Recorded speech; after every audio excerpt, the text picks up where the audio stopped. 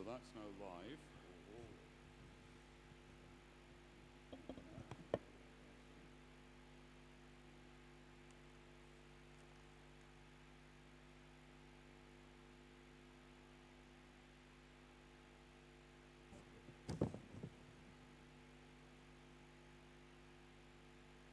Perfect. And that's now live. Thank you. Okay. Is somebody else controlling me, or do I put it on and off? That's on now. It's on. So I think and when it comes to the Q&A, I'll run it.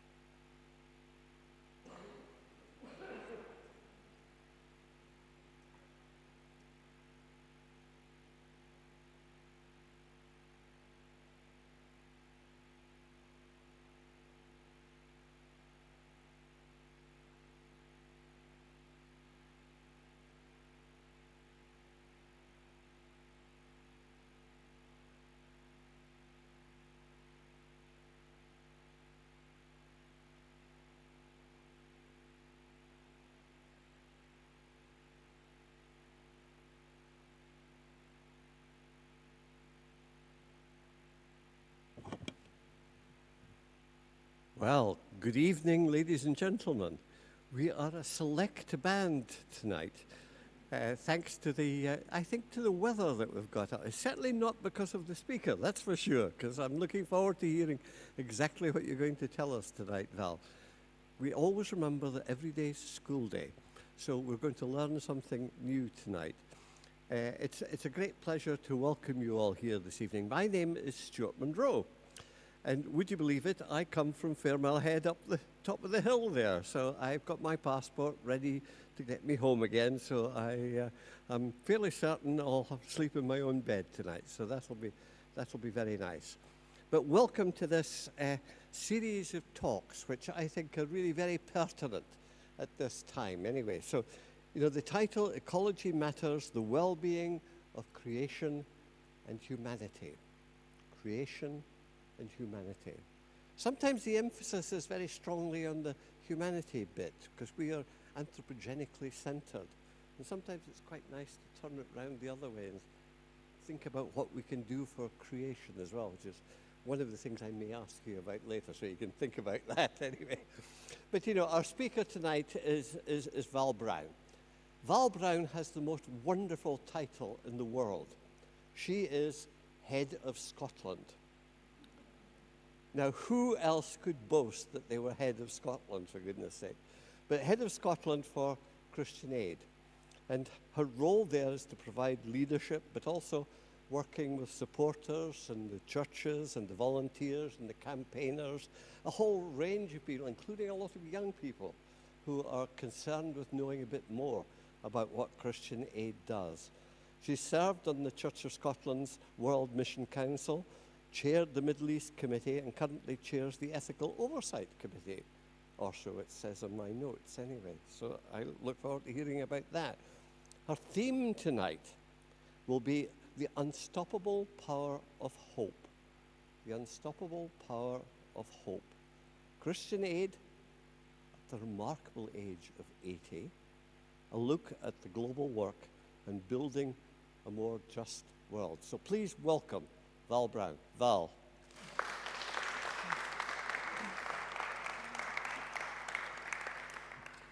Thanks, Stuart. Good evening, everybody. Thank you for coming out on such a miserable evening. It was certainly slightly damp on the way through from Glasgow tonight. I'm just going to put this in my pocket. And thank you to you all for the support that you have given Christian Aid over these 80 years, because I know the churches in this area have been enormously supportive of everything that we do. And tonight I will give you a bit of an oversight as to how some of that money has been spent, some of the work that our partners are doing, and what Christian Aid has done over those 80 years. Some of you might know how Christian Aid started, but for those of you who don't, Christian Aid was started at the end of the Second World War, and we were set up by a Church of Scotland minister, Reverend Lister, who was serving as an army chaplain in Germany when the war ended. And he saw firsthand the plight of the refugees in Europe and the German people. And a German commanding officer approached him and said, "Is there anything the British government can do to help?" And so he duly passed that message back up his chain of command. And the message which came back to him was very clear. That is far too politically difficult for us to consider. Forget about it.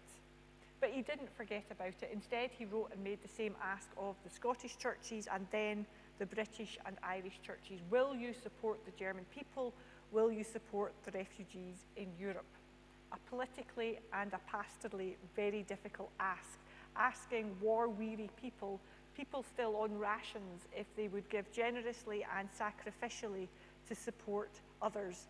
But the churches took it on, and so Christian Aid was born in that belief that practical responses to human suffering should be unconditional, they should be freely offered without any form of coercion, but also in the recognition that costly reconciliation is at the very heart of the gospel.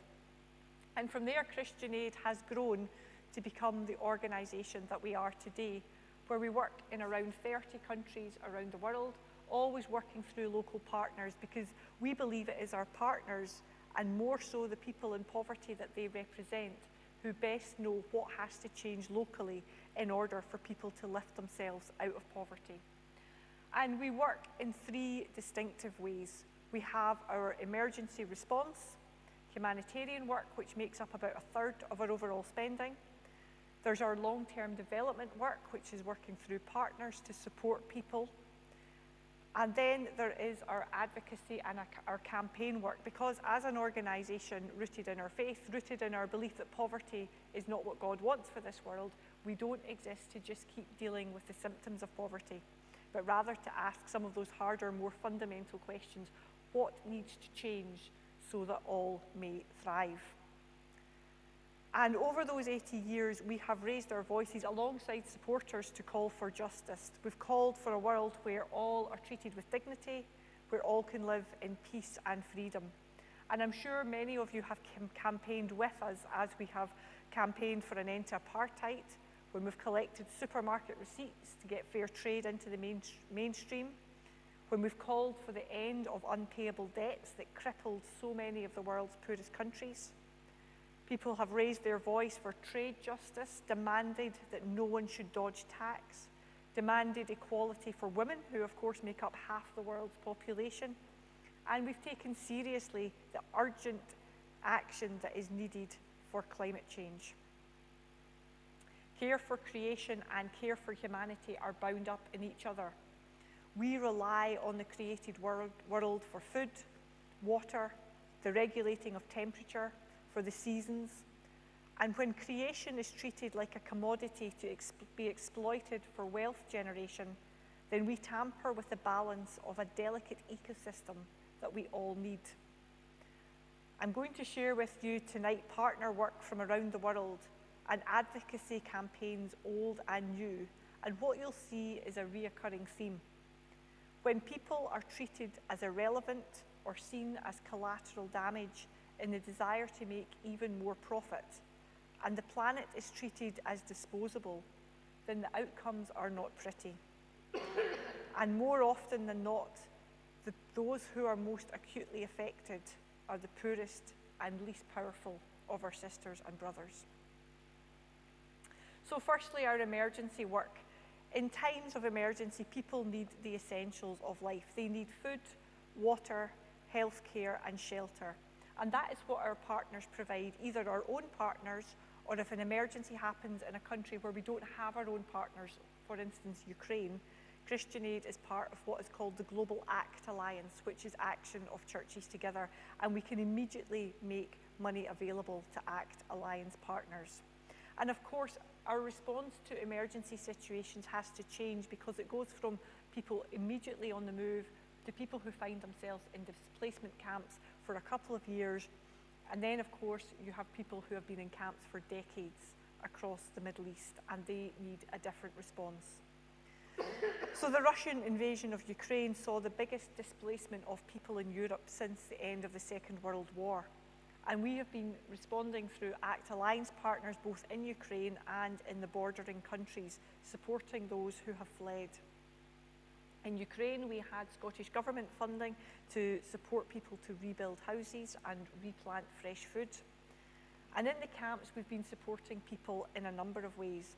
But what becomes really important is giving people some say over the decisions that affect their lives. So once you meet those immediate needs, we brought people together and said, what do you need? And what we heard was, we need to not be living in damp clothes. And that seems like quite a small thing, but for people who have faced multiple traumas, who have fled, who have lost loved ones, who are living in a displacement camp, not existing in wet clothes becomes quite important.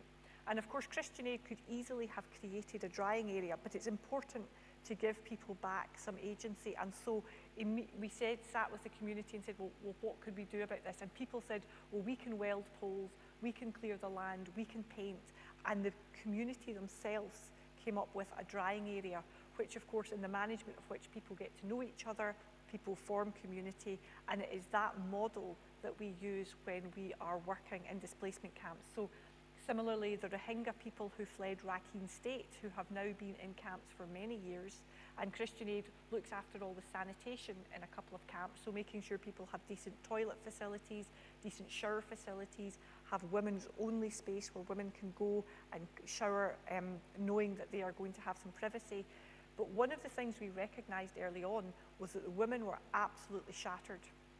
And again, sitting down with them, saying, what do you need? They said, we can't sleep at night because we're so scared that someone will come into our tent and attack us or attack our children.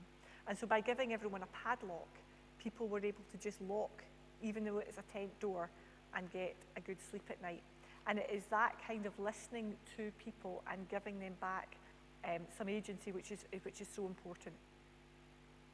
In Gaza, our partners are living and experiencing the horror alongside the communities that they are trying to serve, delivering aid while advocating to keep hope alive. And getting people food is a priority. Now, food has been in short supply, but fresh food has been a scarce commodity for a while.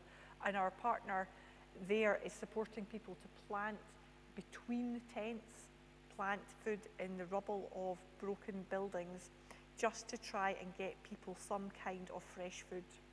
Other partners are out on bikes trying to get medical attention to people who need it. Some are supporting orphans, making sure that they have shelter and food.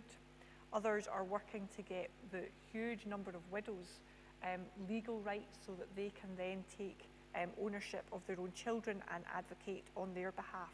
And all of that work is going alongside the advocacy work that we are supporting here, calling for an immediate ceasefire, calling for the return of hostages, calling to end the arms sales to Israel, banning trade with illegal settlements in the West Bank, and to ensure that all responsible for violating international law are held to account. And in the last year, we've been fortunate enough to have been awarded 3 rounds of Scottish Government funding through their Humanitarian Emergency Fund, or HEF as it is called.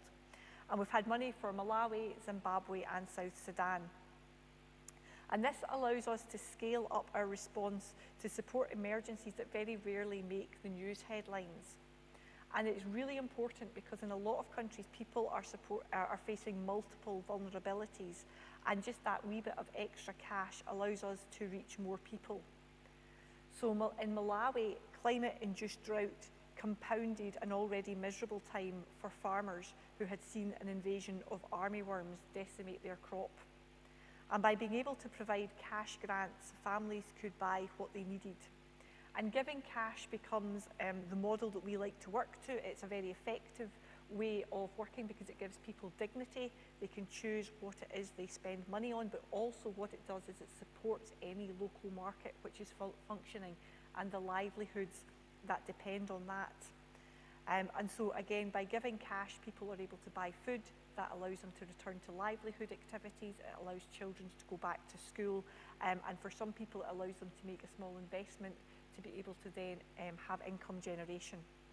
And similarly, Zimbabwe saw the worst drought for 40 years, and that pushed people to the brink. And the funding we got from the Scottish Government enabled us to give food vouchers. Now, the local government in Zimbabwe had been very clear they wanted it to be food vouchers, not cash, which is what we did. And again, that allowed people to access food, but it allowed Christian Aid to use our money to then rehabilitate boreholes and make sure people had access to safe, clean drinking water. And then our partners in South Sudan have been supporting people who have fled the violence in Sudan and crossed the border and find themselves in camps.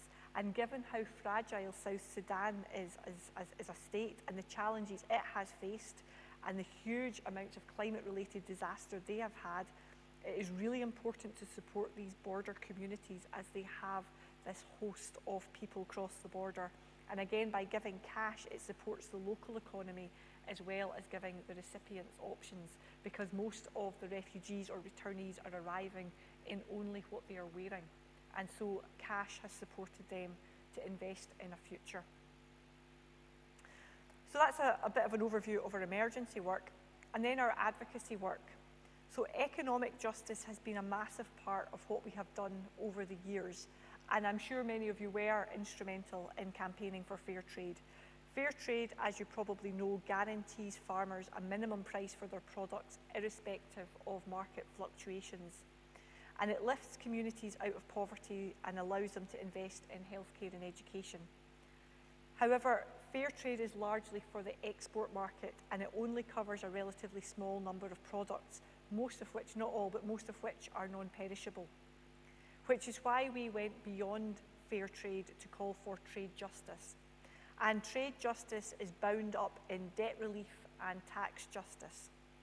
A series of events in the 1970s, America coming off the gold standard, the price of oil doubling, the price of raw products falling, and interest rates increasing, all culminated in some of the world's poorest countries finding themselves with debt repayments that were unpayable.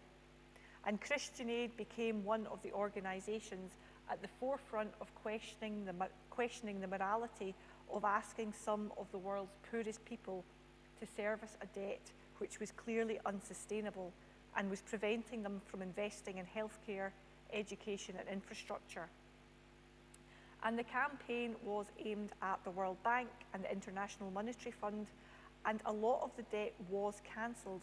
However, that debt relief came with conditions attached to it, which were called structural adjustments. And so the countries were given debt relief on the condition that they liberalised their economy. Essentially, that meant they had to offer really low tax rates to companies who came in to operate, and they lost any tariffs on goods coming into the country. Now, the idea behind that was that it would stimulate growth, that capital would come in and invest, the wealth would be generated, there would be a trickle-down effect, and everybody would benefit.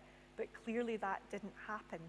But what did happen was that poor farmers were being undercut at market by European and American surplus goods that were coming in tariff-free and being dumped onto the market. So for example, in Ghana, tomato farmers, rice farmers and chicken farmers really struggled. Tomato farmers had to slash their prices in order to compete with European surplus, else risk watching their crop rot. Cheap canned products also made local canning factories redundant, and so small-scale farmers were pushed further into poverty. And that was why we were calling for trade justice, for the rules that governed international trade agreements not to be stacked so heavily against the poorest and the most vulnerable. And of course, this then fed into our tax campaign as well. We all know that tax is very necessary. It is what pays for the essential services that we all rely on. And when wealthy individuals or large companies don't pay tax, then those services are compromised. And in terms of the structural adjustments that were conditioned under debt relief packages, companies were able to come into poor countries and negotiate long-term, low tax deals. And this has resulted in billions of dollars worth of mineral wealth leaving the world's poorest countries with minimal tax being paid, meaning that countries that have the resource do not benefit from it. Which is why you've got a country like Sierra Leone, rich in diamonds, rich in other mineral wealth, having been one of the poorest nations in the world for decades. And Christian Aid partners have worked locally to educate people about tax so they can campaign to their own governments to go back and revisit some of these mining agreements. And this is very important because everybody pays tax. In fact, people who are living on less than $2 a day pay disproportionately more tax through VAT because of what they have such a small income. So local knowledge and advocacy groups have pressured local governments to go back and revisit these contracts. And in 2021, the G7 agreed that large companies should pay 15% tax on their profit in every country that they operate. Now, this is very much a first step because profit can be minimised on paper through the use of legal loopholes and tax havens. And you might remember Barack Obama famously saying, there is a building in the Cayman Islands which is either the biggest building in the world because of the number of companies it allegedly houses, or it's the biggest tax scam in the world. And so while local advocacy was taking place, Christian Aid was campaigning globally for an end to tax haven secrecy and asking that companies be asked to publish a full set of global accounts which showed country-by-country reporting. And these campaigns are important because in Bolivia, years and years of campaigning led eventually to a tax on the hydrocarbon industry. And that tax paid for everybody over the age of 60 to have a pension and for all school children to have a free school meal. Now that lifts more people out of poverty than aid could ever begin to do. So that is why campaigning on some of these big issues is so important. And today, unfortunately, the world is facing another debt crisis, with 60% of African nations paying more to service their debts than they spend on healthcare, education, and public services. And much of this debt is owed to private creditors who, after the 2008 global financial crisis, turned their attention to lower income countries where higher interest rates could be charged. And then, of course, you've got external shocks such as COVID-19, Russia's invasion of Ukraine, conflict and climate shocks, which have compounded the situation, leaving many with unsustainably high levels of debt. So private lenders are making significant profits, sometimes up to 200% on loans that are undercutting a country's ability to invest in its people. This therefore becomes a continuation of wealth flowing from the poorest to the richest. And in May 2020, the G20 launched a debt suspension initiative to allow countries to deal with the pandemic, but private lenders refused to participate. Christian Aid are again calling for debt justice, recognising that 90% of the debt owed to private creditors is governed by English law. So the UK government is well placed to enact legislation that would force private creditors to take part in debt renegotiation talks, where the debtor is in good faith looking to renegotiate the terms. And one of the chief economists at the World Bank said, sovereign borrowers deserve at least some of the protections that are routinely afforded to businesses and individuals who find themselves bankrupt. Private creditors who make risky, high-interest loans to poor countries ought to bear a fair share of the costs when the bet goes bad. And of course, in all of this, there is an environmental impact, because when countries are so desperate to attract business, there are often lax environmental controls, if any. And that scars the land and impacts the people who live there. When I visited Sierra Leone in 2004, the diamond mining company that we saw hadn't rehoused any of the people that they had promised to rehouse before they started their operations. And instead what they did was they sounded a horn twice a week, an hour before they blasted the mine. And what meant was that the community had to stop what they were doing, whether they were cooking, whether they were resting, whether they were doing childcare, and they had to walk half an hour out of the village. They had to sit, they had to wait for the mine to be blasted, and then they had to come home and quite literally pick up the pieces. People had homes damaged, they were living with huge amounts of dust, the water supply had been contaminated with diesel, people and planet coming second to a profit margin. And that story is true across the world, where Indigenous lifestyles that live in harmony with the land are at risk from large companies clearing forests to farm monoculture, and in doing so monopolise and contaminate water supplies, as our partners in Guatemala saw, and those were the stories that were highlighted at Christian Aid Week this year. And of course, when a country loses out on tax revenue, it is forced into unsustainable debt. There is no money for essential services, let alone the much needed climate adaptation money and the money to respond to climate disaster, which is one of the reasons we have been lobbying for climate finance to be in the form of grants, not loans, and asking that the biggest polluters pay into a loss and damage fund. So many of the projects that Christian Aid are running are called pro-poor market development. And this is really just the flip of fair trade, because it's supporting people who are dealing largely with perishable items to be able to get a good price at market for their products. And one of these projects we had was in southern India, and it was in a part of India which was increasingly liable to coastal flooding, which meant the land was becoming saturated with salt water. So this is a direct result of a changing climate. And we are desperate to keep people on their land, because if people leave the land because they can't make it productive, they'll often end up in the slums of large cities looking for work, which in reality is not there.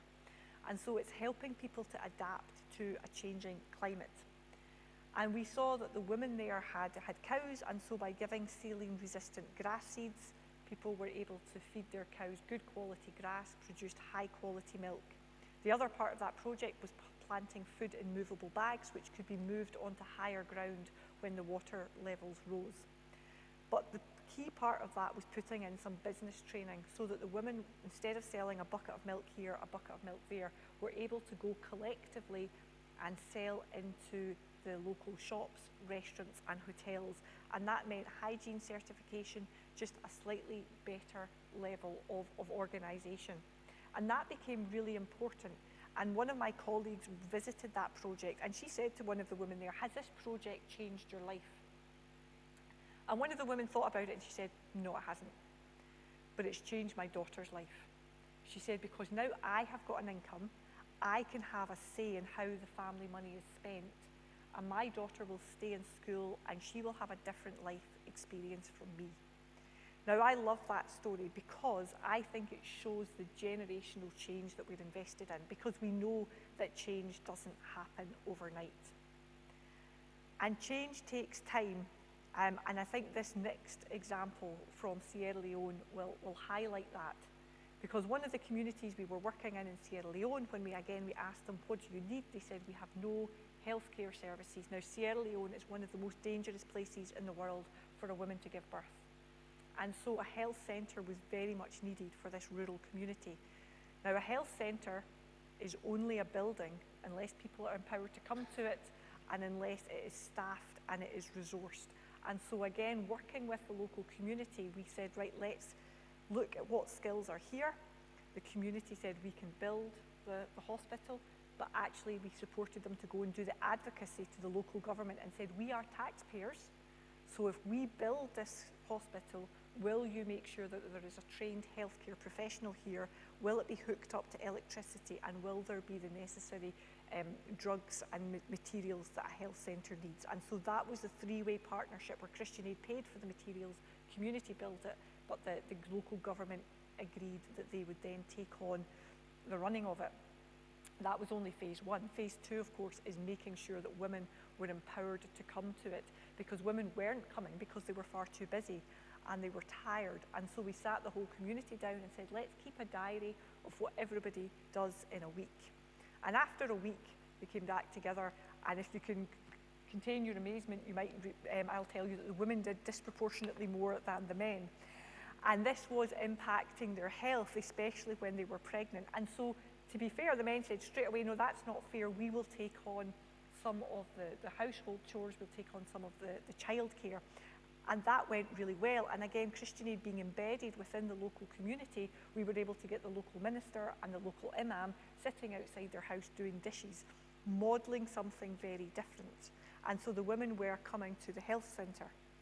But then at the point of them coming to give birth, they weren't there. And so having to go back again and say, why not? And the men said, oh, see all that helping? We're happy to do that, but not when our mothers come to visit. Because our mothers are saying to us, we didn't bring up sons to be the servants of women. And then the mother-in-laws were coming and saying, oh, but I went to a traditional birth attendant, I didn't go to the local clinic. And so yet another round of education. And I think this shows very clearly that when you have to do long-term development, it's not just parachuting in with money, it is relational, takes its time, but what you have is something which is very sustainable. And those relationships served us very well during COVID and also during Ebola, because the people there were trusted and they were able to communicate messages about how to keep people safe. But let's take a closer look at climate. We have been working on climate change since 2007, because even then the message coming from our partners was, we can forget making poverty history. Climate change is making poverty permanent. And the impact of a changing climate can be seen all around us. I think I said to a few of you earlier, I'm from Glasgow, and while Glasgow is not known for its sunny climes, the rain over the last few years can only really be described as biblical. When I was younger, all-weather courts were being put in so that people could play in the rain, and now the all-weather courts are flooding in 15 minutes because the rain is so heavy. Farmers in Scotland are struggling. And a couple of years ago, we struggled to get salad because of the changing weather patterns in Spain. We are increasingly seeing wildfires in Europe, across America. These are just becoming the norm.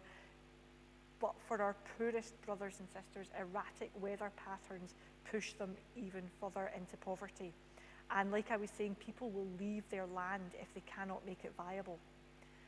Droughts, while not new, are lasting longer. People lose all their animals rather than some of them. Rains, when they do come, are so intense that they wash away seeds and seedlings.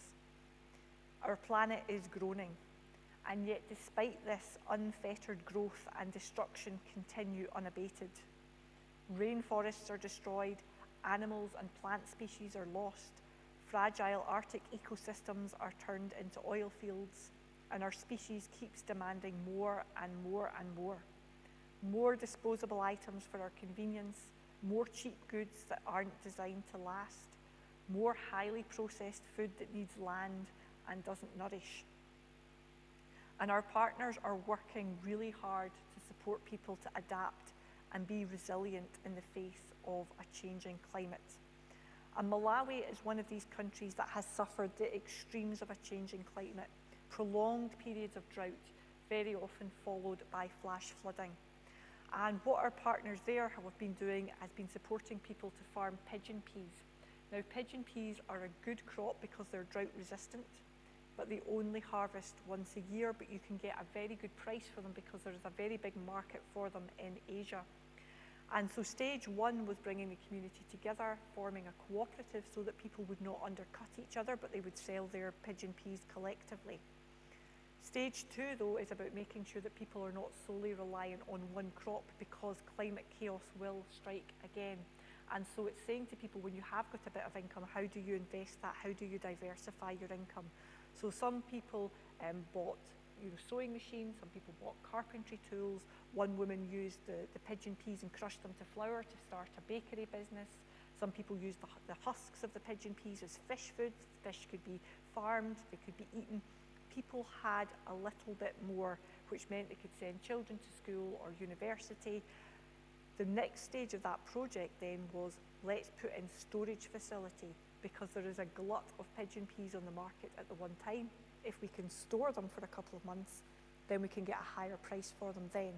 Now that only works if people are not so desperate to sell them when they harvest, if they've got enough money put by. And it was at that point of the project that Cyclone Anna hit Malawi. And if you remember, people lost livelihoods, people lost homes.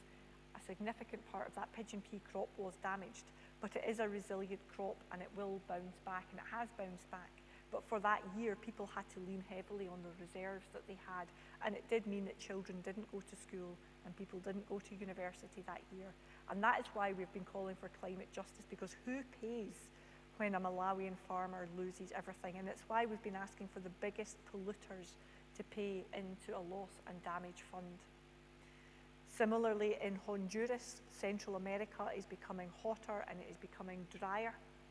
And that is bad news for people who enjoy a cup of coffee, because the coffee crop is struggling. Coffee needs very specific conditions in which to grow, and that hotter, drier weather means that the coffee beans are developing rust. So again, our partners are doing multiple things, giving people fruit trees and hardwood trees, provide food, provide another source of income, but they also provide shade for the coffee crop. Getting people to diversify into cocoa, which is slightly more tolerant to high conditions. But then we've also trained the women of the community to put solar panels on roofs. Now again, that flips the gender norms in the community. It gives people a sustainable source of income. It also hooks people up to the grid in a sustainable way. And the solar has been used to dry the coffee beans that are there, and therefore get a higher price for them. So all of this work and so much more around the world is enabled because people like yourselves have supported us for 80 years.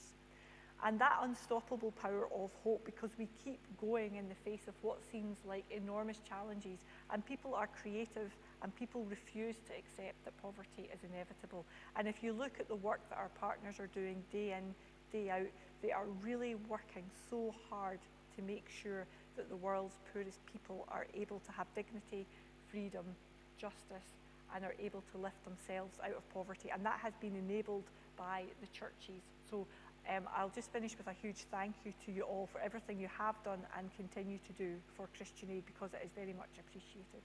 So thank you, and I am happy to take any questions.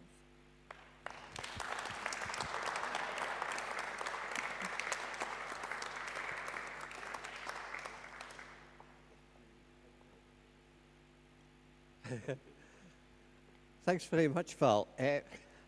I don't know about you, but I have been amazed by the diversity of activities which is going on in Christian Aid. My simple mind was saying, Christian Aid feeds people. No, it does a whole lot more. It's been a revelation tonight. Questions from our audience, please. Who's going to kick off first? There you go. No questions without the microphone, please. Thank you very much, Val, for that very comprehensive and absolutely amazing. I always knew Christian Aid was fabulous, but not that fabulous.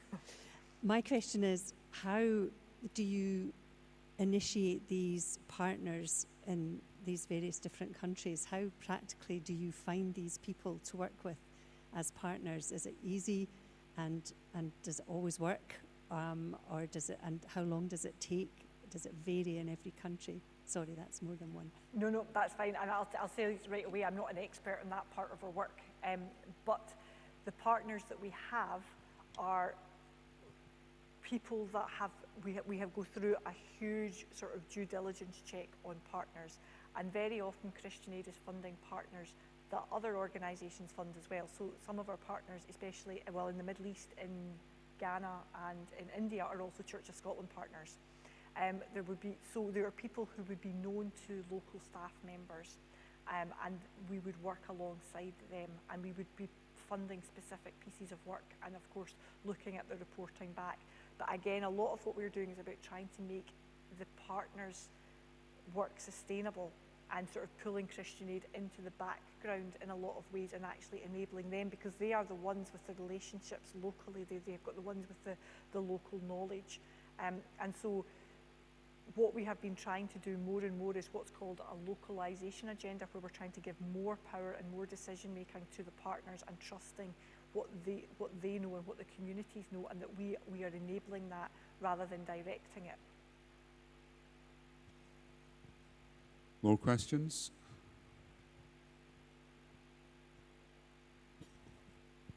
Thanks. How has Christian Aid adapted to the funding end of this? I mean, for a long time the churches would support you, you'd have a Christian Aid week, your envelopes were famous and so forth. That's become more difficult as people have become resistant to door and so forth. So how has Christian Aid adjusted to a new environment, and a difficult one for charities? Yes. So you're right, Christian Aid Week is bringing in around about £5 million a year now. It had been probably double that at one point, possibly even higher.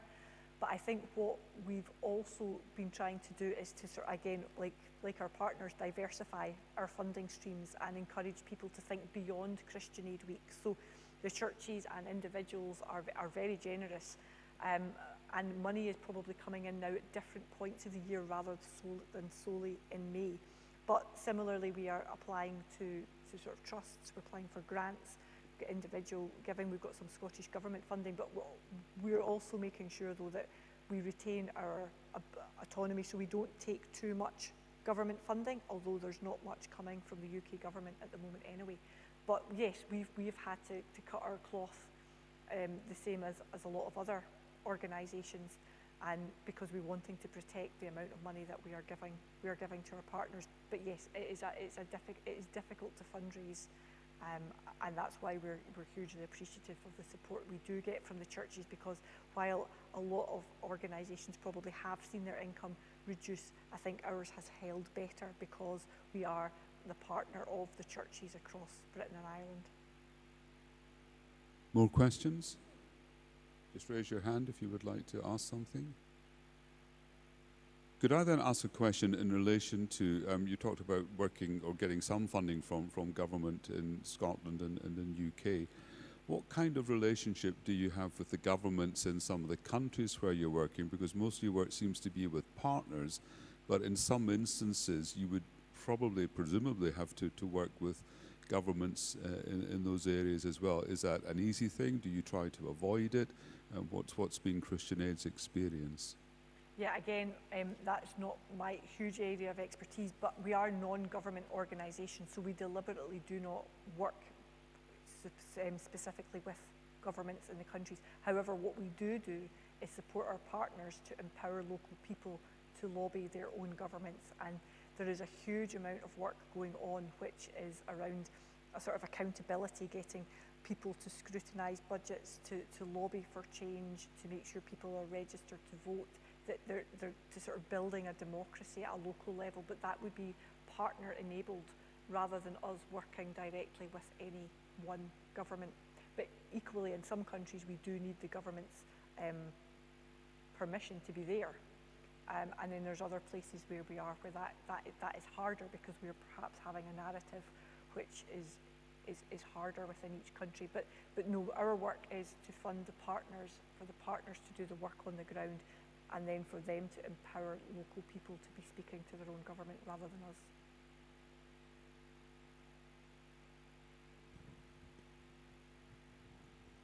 Can I just ask, when you get funding from the Scottish Government, do they put stipulations on what you do with that money, or do you have to go to them with a programme? Yeah, so it's the latter. So the Scottish Government will say that they are going to release money through their Humanitarian Emergency Fund, and there is a panel of 8 organisations, of which Christian Aid is one, so likes of Oxfam, Skiaf, and we will meet collectively and we will say, well, these are the countries at the moment where we are seeing a specific need. And then the Scottish Government will say, well, we'll take your recommendation and say open for responding to, say, South Sudan. But that's come from us. And then what would happen is our programme team and partners will design this is what we will do with the money, as will all the other organisations, and that will just go in as a bid. And usually 2 of the organisations will get the money, but then you do need to make sure that you're delivering what you said you will deliver. Other questions?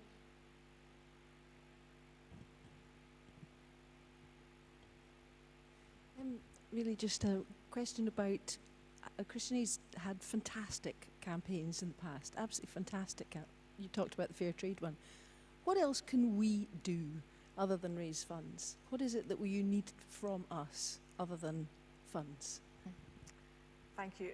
So yes, I think what we often say is that we want people to start to understand the issues that Christian Aid are working on, and to embed that into the worshipping life of congregations, to embed that into people's personal lives, and really almost moving from charity to justice, because absolutely vital that people raise the money that our partners need to do what they are doing. But equally, we're asking people to raise their voices, to write to MPs, to write to MSPs, and to actually ask them to make sure that some of these big issues like debt, like the situation in the Middle East, like climate change, stay on the political agenda. And if you are interested in our campaigns, you will find them all on our website, and there are always pointers of what you can speak to MPs, MSPs about. And what we have suggested over the last couple of years is that people do a breaking bread event where you essentially invite your elected representatives to come for a cup of tea, and they go round the group, and it's to make it easier for folk to realise that these are just human beings, that they're, you can have a conversation with them, and to open up that conversation so that it's easier to then go back to them and lobby. So, I mean, you all know, I'm sure, that the things that you can do in your own lives in terms of buying fair trade, being more climate aware. But I think for a lot of this stuff, we need to keep it on the political agenda, and so having a look at the campaigns is really important. Any more questions? No? Okay.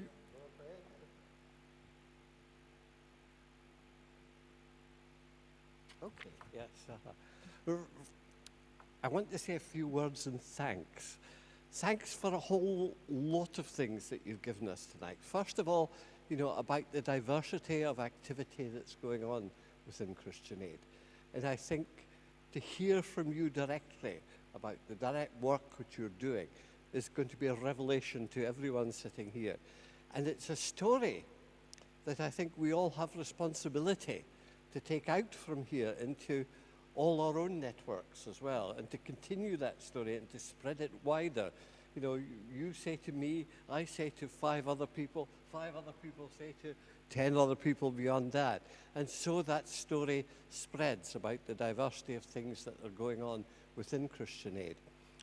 The other thing that also impressed me is the complexity of the problem that you're actually dealing with. It's not just giving food. It's about all the subsequent things which are engendered by that, and what's needed to actually sustain that in the future. And then on top of that, we are dealing with something which is a global issue, the global issue of climate change, the global issue of culture within different communities, and how we cope sensitively with those cultures. Recently, I was doing some work looking at how we do things for nature. And in doing so, I was being taught, not by the Western world, but by indigenous peoples around the world and what they have written and told us about what the nature itself means to them and how it is sustaining them in their own natural environment. So, that makes it much more of a complex issue than just the issue of feeding the world. I do remember that thing, Feeding the World. I dare say everybody here does as well. An amazing event. But now we need to do so much more. You've given us an introduction into what we need to do. It's now our responsibility as ambassadors for Christian Aid to go out and do that now. So, ladies and gentlemen, will you join me in issuing a very hearty vote of thanks to Val. Thank you very much for coming. Thank you. Thank you.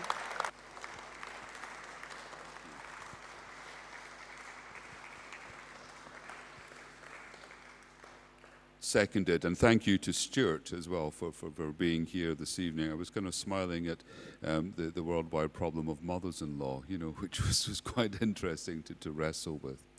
I should say these events are supported by Fairmont, Greenbank and Morningside. There's a retiring offering at the door, so if you have been able to share in the refreshments beforehand, that's where you make your donation at that point too, and also to cover the costs of the evening.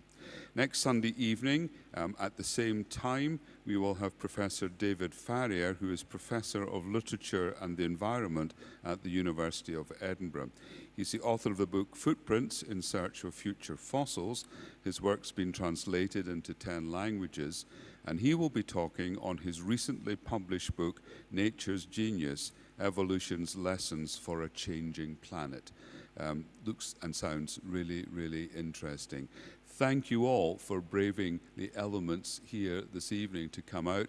Thank you also to the people who've been watching online. Last week there were about 45 people watching online. It may be more. And if you can think of people that you know who would have benefited from hearing this talk tonight, do let them know that the link will be on the Morningside Parish Church website for some weeks to come. So you'll be able to watch that again. Thank you all very much for this evening, and a safe journey home.